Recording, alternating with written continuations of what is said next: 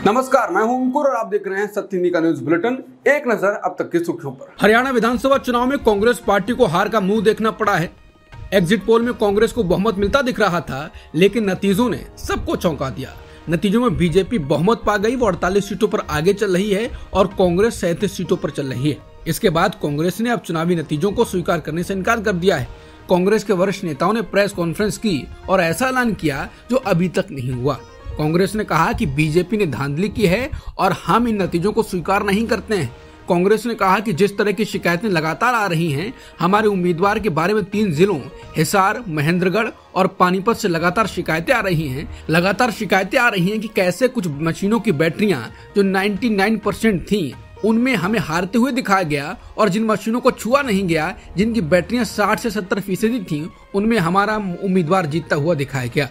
पवन खेड़ा ने आगे कहा कि अगर एक लाइन में कहा जाए तो ये व्यवस्था की जीत और लोकतंत्र की हार है।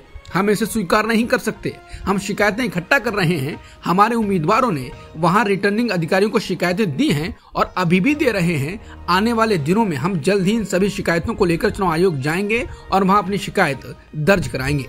इस तरह का नतीजा कहीं भी जमीनी स्तर पर नहीं दिखा। कोई भी यकीन नहीं कर सकता कि हरियाणा में ऐसा अप्रत्याशित नतीजा आएगा। हम सभी हैरान हैं। कहा जा रहा है कि कांग्रेस ने इस तरह से चुनाव नतीजों की घोषणा से पहले ही ये दावा किया है, ये मामला सुप्रीम कोर्ट भी जा सकता है। कांग्रेस ने कहा कि हमें कम से कम 3 जिलों में वोट काउंटिंग और ईवीएम से जुड़ी गंभीर शिकायतें मिली। ये शिकायतें अभी भी आ रही हैं। हमने हरियाणा में अपने वरिष्ठ सहयोगियों से बात की है और ये जानकारी इकट्ठा की जा रही है। हमें उम्मीद है कि हम इसे कल या परसों चुनाव आयोग के सामने पेश करेंगे। हम समय मांगेंगे। हमारे उम्मीदवारों ने गंभीर सवाल उठाए हैं। हम इसे चुनाव आयोग के संज्ञान में लाएंगे और हमने आज हरियाणा में जो देखा है वो हेर फेर की जीत है, लोगों की इच्छा को कुचलने की जीत है और ये पारदर्शी लोकतांत्रिक प्रक्रियाओं की हार है। सोशल मीडिया पर पानीपत की खबर चर्चा में है, जहां पर लोग लिख रहे हैं कि सरेआम धांधली का उदाहरण 99% चार्ज ईवीएम में बीजेपी को ही ज्यादा वोट क्यों हैं। पानीपत में 2 राउंड ठीक ठाक काउंटिंग चली। तीसरे राउंड में 6 ईवीएम ऐसी आई जो 99% चार्ज थी। सब में बीजेपी को 60 से 70% वोट अधिक थे। बाकी ईवीएम में नॉर्मल काउंटिंग आ रही है। इसके अलावा हरियाणा के नारनौल में 8 ईवीएम की बैटरी 99% चार्ज मिली, ऐसा आरोप है। इसके बाद लोग कह रहे हैं ये पहली बार है जब कांग्रेस जैसी राष्ट्रीय पार्टी आधिकारिक तौर पर चुनावों में धांधली का आरोप लगा रही है। भारतीय लोकतंत्र के लिए बहुत ही बुरा समय है। चुनाव आयोग को चाहिए कि जल्द से जल्द इस मामले पर सफाई दे।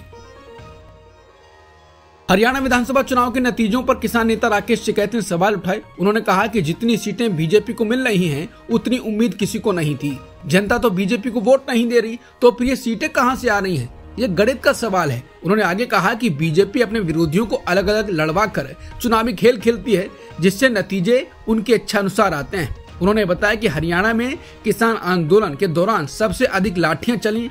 कई किसानों ने अपनी जान गंवाई, उनकी शहादत हुई। इसके बाद भी रिजल्ट इस तरह के आते हैं। हरियाणा में बीजेपी के नतीजों ने सबको चौंका दिया है। अब कांग्रेस को दोष देने के बजाय लोग बीजेपी सरकार में हरियाणा के मुख्यमंत्री नायब सिंह सैनी के नतीजों से एक दिन पहले दिया गया बयान शेयर कर रहे हैं। वीडियो में नायब सिंह सैनी कहते हैं कि बीजेपी सरकार एक तरफा सरकार बना रही है। हमारे पास सारी व्यवस्थाएं हैं, आप चिंता मत करिए। वो आगे कहते हैं कि 8 तारीख को बीजेपी सरकार बनाएगी और ये लोग कहेंगे कि ईवीएम खराब थी। इसके बाद लोग कह रहे हैं कि इंतजाम पहले ही कर लिया गया था। ट्विटर यूजर हंसराज मीणा ने ट्वीट किया है कि अगर इसी तरह से व्यवस्था करके चुनाव जीते गए तो फिर चुनाव करवाने की आवश्यकता क्या है। कांग्रेस से जुड़े नेता दीपक खत्री ने भी यही बात कही।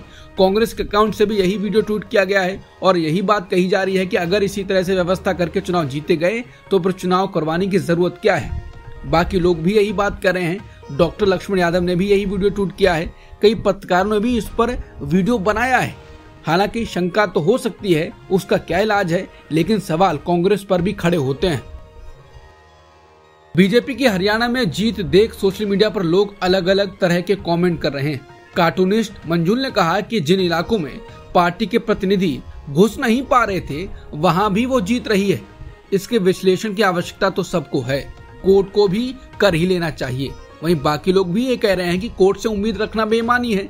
अभी तक अनिल मसीह पर क्या कोई सख्त कार्रवाई हुई है? वहीं कुछ लोगों का कहना है कि पिछले चुनाव में 10 सीटें जीतने वाले जेजेपी दुष्यंत चौटाला की सीटें घटकर 0 हो गई हैं, क्योंकि पब्लिक सिर्फ इस बात पर नाराज थी कि ये बीजेपी के साथ क्यों चले गए, लेकिन पब्लिक ने उसी बीजेपी की सीटें बढ़ा दी। गजब है। कुछ लोग अखिलेश यादव का लोकसभा में दिया गया बयान साझा कर रहे हैं, जिसमें अखिलेश यादव कहते हैं कि ईवीएम पर हमें कल भी भरोसा नहीं था, आज भी नहीं है। मैं 80 की 80 सीटें जीत जाऊं तब भी भरोसा नहीं होगा। हम ईवीएम से जीतकर ईवीएम को हटाएंगे। न ईवीएम का मुद्दा मरा है, जब तक ईवीएम नहीं हटाएंगे तब तक हम अडिग हैं। जेजेपी के दुष्यंत चौटाला हरियाणा की उचाना कला सीट से चुनाव हार गए हैं। चुनाव आयोग की वेबसाइट के आंकड़ों के मुताबिक उन्हें 7,950 वोट मिले हैं। चौटाला 5वें पायदान पर रहे। उचाना कला सीट से बीजेपी के देवेंद्र अत्री ने 32 सीटों से जीत दर्ज की। उनके खाते में 48,968 वोट आए। दूसरे नंबर पर रहे कांग्रेस के ब्रजेंद्र सिंह, जिन्हें 48,936 वोट मिले। हरियाणा के मुख्यमंत्री और बीजेपी के टिकट पर लाडवा सीट से नायब सिंह सैनी चुनाव जीत गए हैं। नायब सिंह 16,000 अधिक वोटों से जीत दर्ज की। नायब सिंह सैनी को 70,000 से ज्यादा वोट मिले। वहीं दूसरे नंबर पर कांग्रेस के मेवा सिंह को 50,000 के करीब वोट मिले। चुनाव आयोग की वेबसाइट पर हरियाणा के चुनावी नतीजों को धीमा अपडेट किए जाने के बारे में कांग्रेस की शिकायत पर चुनाव आयोग ने जवाब दिया। चुनाव आयोग ने कहा कि लोकसभा चुनाव के दौरान 4 जून 2024 को भी ऐसा ही मामला कांग्रेस की ओर से उठाया गया था। इस दौरान भी आयोग ने इसे खारिज किया था। चुनाव आयोग ने कहा कि हमने बताया था कि चुनावी नियमों के अनुसार मतदान केंद्रों पर गिनती होती है। आपके यानी कांग्रेस के ज्ञापन पर कि हरियाणा चुनाव के परिणाम वेबसाइट पर धीमे अपडेट हो रहे हैं, हम कहना चाहते हैं कि हरियाणा और जम्मू कश्मीर में मतदान केंद्रों पर गिनती उम्मीदवारों की मौजूदगी में हो रही है। बता दें, कांग्रेस के महासचिव जयराम रमेश ने कहा था कि लोकसभा नतीजों की तरह हरियाणा में भी चुनावी रुझानों को जानबूझकर चुनाव आयोग की वेबसाइट पर धीमे धीमे शेयर किया जा रहा है। क्या भाजपा प्रशासन पर दबाव बनाने की चेष्टा कर रहा है? हरियाणा विधानसभा चुनाव के नतीजे आ गए हैं। बीजेपी बहुमत के आगे चल रही है। इस बीच कांग्रेस के वरिष्ठ नेता और दलित चेहरा कुमारी सैलजा ने बड़ा बयान दिया। कुमारी सैलजा ने कहा कि हमसे कहां चूक हुई या भाजपा ने कोई खेल किया, इस पर हम मंथन करेंगे कि क्यों नहीं जीत पाए। इसके साथ ही सैलजा ने कहा कि कहां हम 60 की बात कर रहे थे और कहां हम 40 भी नहीं पहुंच रहे हैं। कुमारी सैलजा ने कहा कि सच में मैं चुनाव लड़ना चाहती थी। हरियाणा की जुलाना सीट से जीत दर्ज करने के बाद विनेश फोगाट ने पहली प्रतिक्रिया दी। विनेश फोगाट आज जींद में थी। विनेश फोगाट से पूछा गया कि वो अब खेल या राजनीति में से किसे चुनूंगी। इसके जवाब में उन्होंने कहा कि राजनीति में अगर आ गए हैं तो लगातार इधर ही ध्यान रखेंगे। लोगों ने प्यार प्रेम दिया है, ऐसे में लोगों के लिए काम करना पड़ेगा। उन्होंने कहा कि ऐसा तो है नहीं कि हम दोनों राजनीति और कुश्ती दोनों साथ में कर सकते हैं। बता दें, जुलाना से विनेश फोगाट ने 6,000 से अधिक वोटों से जीत दर्ज की है। दूसरे नंबर पर बीजेपी के योगेश कुमार को 59,000 से ज्यादा वोट मिले। राज्यसभा सांसद स्वाति मालीवाल ने एक बार फिर आम आदमी पार्टी पर निशाना साधा। उन्होंने कहा कि हरियाणा में आप सिर्फ कांग्रेस से बदला लेने के लिए उतरी। मुझ पे बीजेपी एजेंट होने के झूठे आरोप लगाए गए। खुद आज इंडिया अलायंस से गद्दारी करके कांग्रेस के वोट काट रहे हैं। मालीवाल ने कहा कि सब छोड़ो, विनेश फोगाट तक को हराने के लिए प्रत्याशी उतारा गया। क्यों ऐसा हाल आ गया है कि अपने गृह राज्य में जमानत नहीं बचा पा रहे हैं? अभी भी वक्त है। अहंकार छोड़ो, धुंधली आंखों से पर्दा हटाओ, ड्रामा मत करो और जनता के लिए काम करो। नेशनल कॉन्फ्रेंस के नेता उमर अब्दुल्ला जम्मू कश्मीर के मुख्यमंत्री बनेंगे। फारूक अब्दुल्ला ने श्रीनगर में इसकी घोषणा की। उनकी पार्टी जम्मू कश्मीर विधानसभा चुनावों में बहुमत के आंकड़े से आगे बढ़ती दिखाई दे रही है। फारूक अब्दुल्ला ने यह घोषणा तब की जब ये साफ हो गया कि कांग्रेस एनसी गठबंधन 10 वर्षों में जम्मू कश्मीर में पहला विधानसभा चुनाव जीतने जा रही है।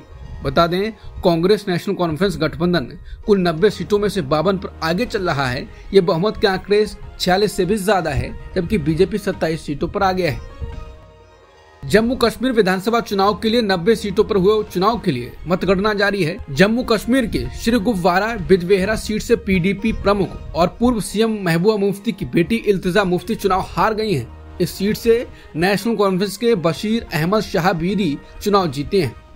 दोनों उम्मीदवारों के बीच 9,000 से अधिक वोटों का अंतर रहा। चुनाव आयोग के आंकड़ों के मुताबिक इस सीट पर 1552 लोगों ने नोटा भी दबाया। जम्मू कश्मीर की डोडा विधानसभा सीट से आम आदमी पार्टी के उम्मीदवार महराज मलिक 4000 से अधिक वोटों से जीत गए। उनके निकटतम प्रतिद्वंदी गजय सिंह राणा 18,000 से अधिक वोटों के साथ दूसरे नंबर पर रहे। 2014 में यहां बीजेपी के शक्ति राज परिहार ने जीत हासिल की थी। उन्होंने यहां 24,000 से अधिक वोट हासिल किए थे। इजरायली सेना ने कहा है कि हम उत्तरी इजराइल के हाइफा शहर पर रॉकेट हमलों पर अपडेट ले रहे हैं। एक बयान में कहा गया है कि पहली बार में 85 प्रोजेक्टाइल दागे जाने के बाद शहर में लेबनान से और 20 रॉकेट लॉन्च किए गए। सेना के अनुसार कुछ रॉकेटों को इजराइल की एयर डिफेंस सिस्टम द्वारा रोक दिया गया। एक साल में इजराइल के हमलों में 41,965 फिलिस्तीनी लोग मारे गए हैं और 97,590 अन्य घायल हो गए। इसके अलावा इजरायली हमलों से इमारतों के गिरने के कारण 10,000 से अधिक शवों के दबे होने की आशंका है, जिसका अर्थ है कि मरने वालों की संख्या कहीं ज्यादा होने की संभावना है। गजा में मरने वालों में अधिकांश लगभग 70% महिलाएं और बच्चे हैं। अब तक की सुर्खियों में इतना ही। बाकी खबरों के लिए बने रहिए सत्यहिंदी.com के साथ।